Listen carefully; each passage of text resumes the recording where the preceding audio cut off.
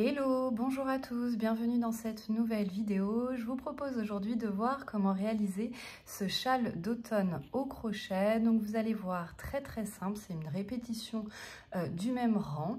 J'ai utilisé pour ça la laine de chez Ziman, gros coup de cœur pour la couleur un petit peu rouge brique, donc idéal voilà, pour la saison qui arrive. Pour ce châle, donc j'ai utilisé 3 pelotes et j'ai utilisé toute la laine, zéro perte sur ce projet-là. Du coup, ça me donne une longueur de châle de 167 cm sur 59. Donc ça me donne un triangle isocèle. Je voulais quand même une longueur vraiment beaucoup plus importante que la largeur pour pouvoir à la fois l'utiliser en châle et en chège, voilà, en petite écharpe. Donc je vous propose de suite de voir le pas à pas. Alors pour le matériel, j'utilise la laine de chez Ziman, donc la laine Julia. Donc c'est une laine 80% acrylique, 20% laine, certifiée Ecotex. Donc si vous n'avez pas cette laine-là, vous pouvez prendre une laine équivalente, donc une laine pour une pelote de 100 grammes qui fait 170 mètres. On nous indique un crochet 6-7. Moi, je suis partie sur un crochet donc numéro 7 pour avoir un travail assez souple. On nous indique une jauge. Ça n'a pas vraiment d'importance puisqu'on part sur un châle. Donc, vous allez construire votre châle au fur et à mesure et vous arrêtez quand vous aurez atteint la longueur et la largeur souhaitée. Alors, j'ai pris 3 pelotes du fil Julia, mais comme je vous disais, j'utiliserai peut-être pas tout, puisque je m'arrêterai quand j'aurai la taille souhaitée, mais je suis quand même partie voilà, sur un achat de 3 pelotes. Donc, un crochet numéro 7, vous aurez également besoin, si vous le souhaitez, d'un marqueur de maille, d'une paire de ciseaux, d'une aiguille à laine, et d'une petite plaque comme ça sera pour fabriquer les pompons à la fin. Alors c'est un châle vraiment pour débutants, on va travailler tout le projet en bride, donc voilà, très simple. C'est un projet qui se travaille en rang, qui se travaille de haut en bas, donc on va tourner à chaque fin de rang. Chaque rang commence par 3 mailles en l'air. On va en fait avoir des augmentations régulières dans la première et la dernière maille de l'ouvrage et au niveau du milieu de l'ouvrage. Donc on va avoir des augmentations qui vont se répéter sur chaque rang. Donc vous allez voir très simple. Et en fait on va commencer par un tour voilà, numéro 1 autour d'un cercle magique. Puis après on va travailler le rang 2 et c'est ce rang 2 qu'on va répéter en fait jusqu'à la fin, jusqu'à la taille souhaitée. Donc pour commencer, vous allez faire un cercle magique et ce cercle magique, je vais le doubler.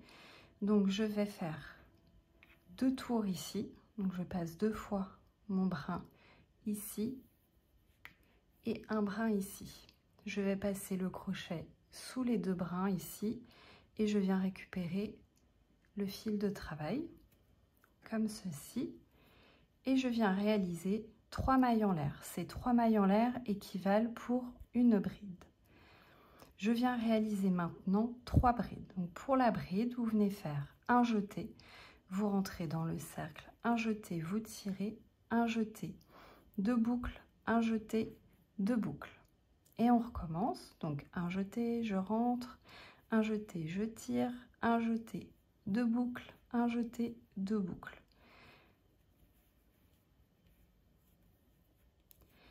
Donc là, j'ai 4 brides. 1 avec mes 3 mailles en l'air, 2, 3, 4. Je viens réaliser 2 mailles en l'air et je viens de nouveau faire 4 brides.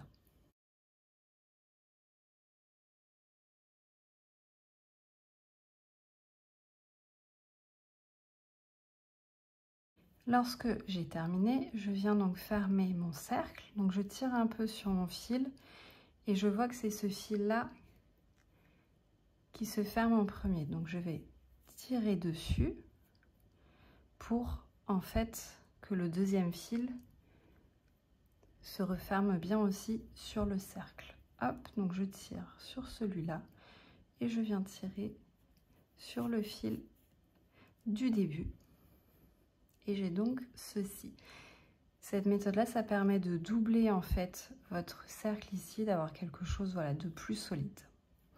Donc, on a terminé le tour numéro 1. On va réaliser le rang numéro 2. Tour numéro 2, on va commencer par 3 mailles en l'air. Ces 3 mailles en l'air équivalent pour une bride.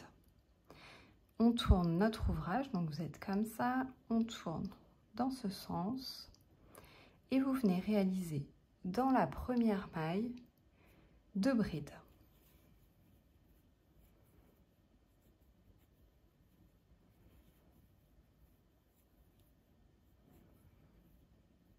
Donc vous avez en fait ici 3 brides. On va maintenant réaliser une bride dans chacune des mailles du rang précédent. Donc on réalise 3 brides individuelles.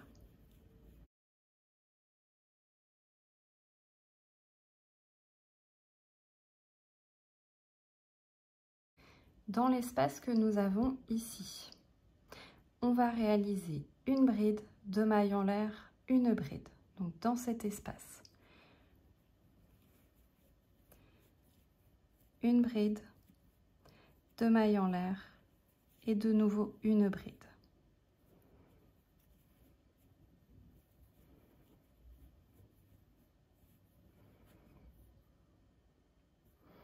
Puis on vient réaliser une bride dans les 3 mailles suivantes, donc une bride individuelle,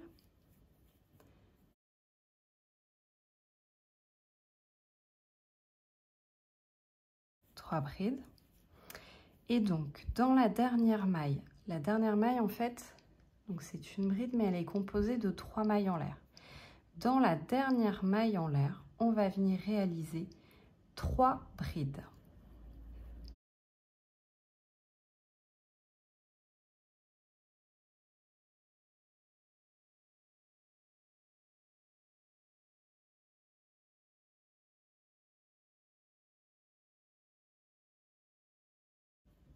Hop, donc j'ai réalisé mes 3 brides. Il est possible que vous ayez eu, comme moi, une petite difficulté à travailler dans cette maille en l'air. À savoir que donc là, on va faire nos 3 mailles en l'air pour commencer encore. Faites-les de façon souple pour pouvoir ensuite crocheter ensuite dedans sur le rang suivant. Donc tous les rangs suivants vont être exactement de la même façon. On va commencer par 3 mailles en l'air. Et vous voyez, faites-les de façon assez souple. Il faut vraiment que vos mailles en l'air fassent la même taille au niveau là du V que vos brides en fait. Il ne faut pas que vous serriez trop votre chaînette. Donc là, vous tournez. Et donc, comme tout à l'heure, vous venez faire 2 brides dans la première maille. Puis, une bride dans toutes les mailles suivantes.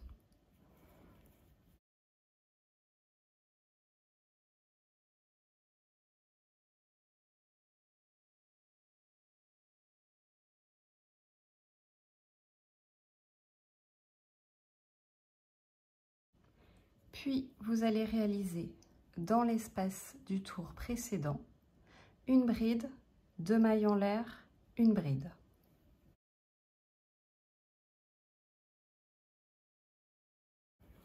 Puis, de nouveau, vous allez réaliser une bride dans chacune des brides du rang précédent.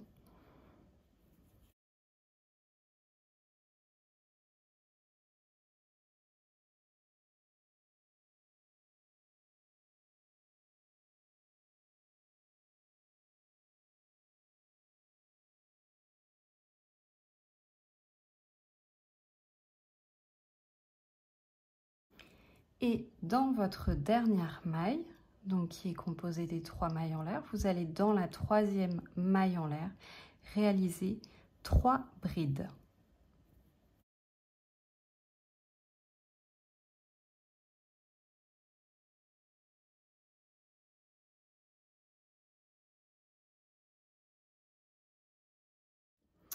Alors, On a donc fini le tour numéro 3. Je vais vous donner en fait pour les tours le nombre de mailles que vous avez.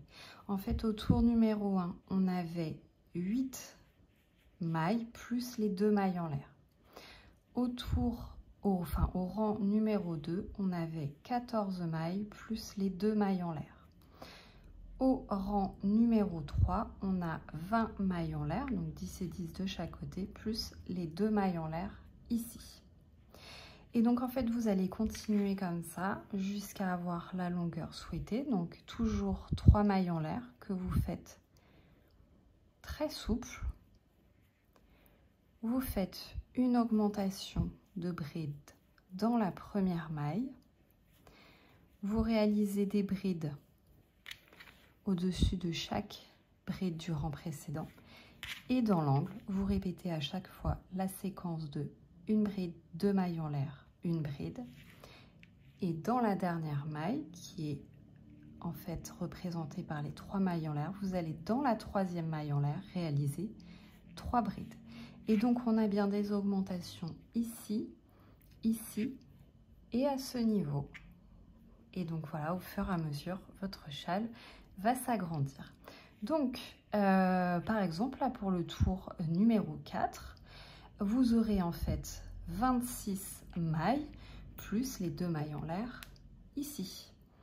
Donc, je vous propose qu'on se retrouve à la fin ou quand vous avez la longueur souhaitée. Donc, je vous indiquerai à ce moment-là le nombre de tours que j'ai réalisé et le nombre de mailles à chaque tour. Et on passera à la suite. Alors, au début de la vidéo, pour le matériel, je vous proposais d'avoir un marqueur de mailles. Alors, le marqueur de mailles, je le proposais en fait aux débutants pour vraiment ne pas oublier de travailler en fait les 3 mailles en l'air que vous réalisez au départ au niveau du rang suivant. En fait, je vous montre, vous réalisez donc vos 3 mailles en l'air, toujours de façon très souple. Vous tournez et donc vous faites votre augmentation dans la première maille. D'accord. Il se peut que vous oubliez en fait au rang suivant de travailler ces 3 mailles en l'air. Donc n'hésitez pas à ce moment-là à mettre un marqueur de mailles pour ne pas les oublier et ainsi ne pas vous retrouver avec un châle voilà, complètement déformé et oublier en fait une maille ici. Donc c'est pour éviter vraiment de faire des erreurs. Donc voilà, ça peut être une petite astuce pour les débutants de marquer votre 3e maille en l'air de chaque début de tour pour ne pas l'oublier au rang suivant. Alors, il est possible que vous terminiez votre première pelote assez rapidement. Donc, je vais vous montrer comment raccorder votre fil de travail au fil de votre nouvelle pelote. On va utiliser la méthode du nœud presque invisible. Donc, vous allez vous saisir du fil de travail. Vous êtes comme ceci. Hop. Vous allez,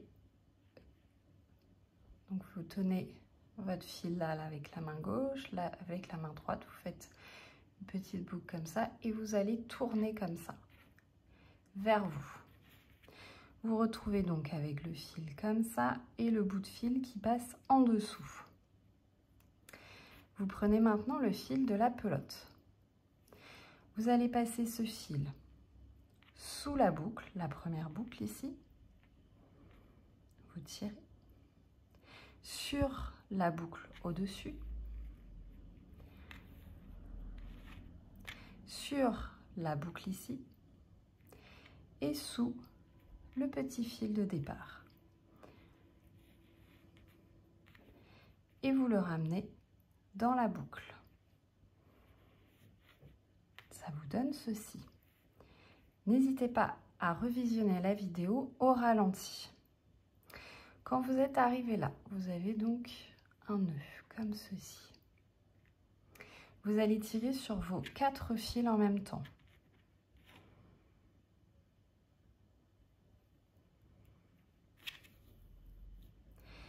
Et vous allez ensuite tirer sur chacun des fils individuellement pour bien vérifier que tout est bien serré.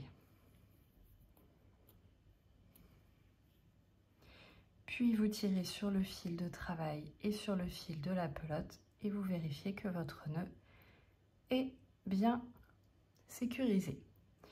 Quand c'est le cas, vous venez couper les petits bouts de fil en trop,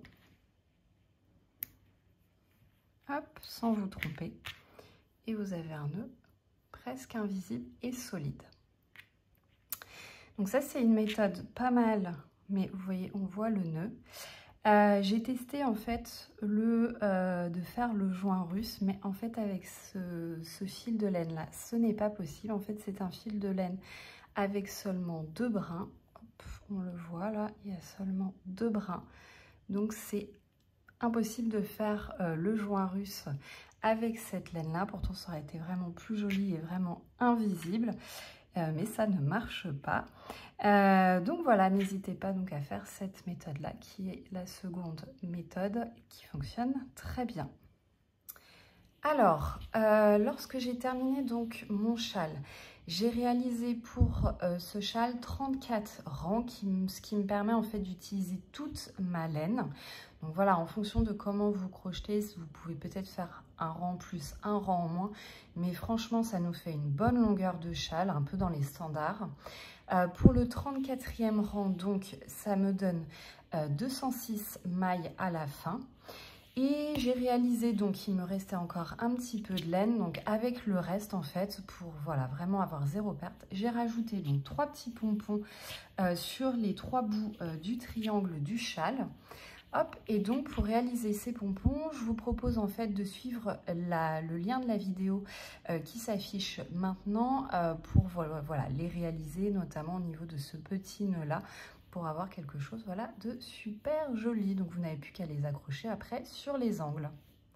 Donc voilà un projet super simple, il suffisait de toujours répéter le même rang jusqu'au bout. 3 pelotes avec 0 perte du coup de laine. Donc on va vraiment jusqu'au bout de nos pelotes grâce aux petits ajouts de pompons ici. Franchement, n'hésitez pas à me dire en commentaire ce que vous en pensez. Moi, j'adore la couleur. J'aime beaucoup la laine quand même de chez Zeeman. Je trouve qu'elle est d'assez bonne qualité, en tout cas pour le prix. Je trouve que c'est un très bon rapport qualité-prix. Donc, j'ai hâte de voir vos réalisations. N'hésitez pas à me taguer sur Instagram ou sur Facebook.